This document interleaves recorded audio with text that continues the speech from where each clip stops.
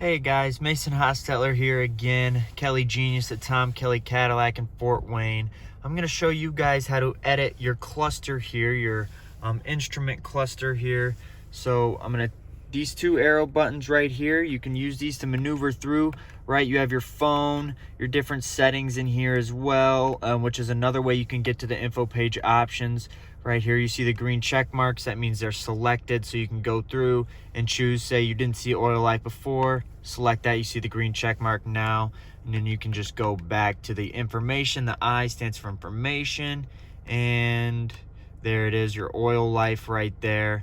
But there's another way that you can do this as well. So if you keep scrolling on this little dial right here, it moves up and down. You come down all the way to the bottom, you see an info page options. You can actually press down on that as well, and you see the same screen will come back up, and then say, oh, I want to see my brake pad life as well.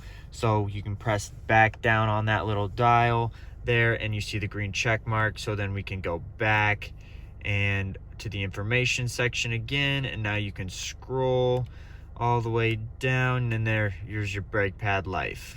And that's how you customize your instrument cluster.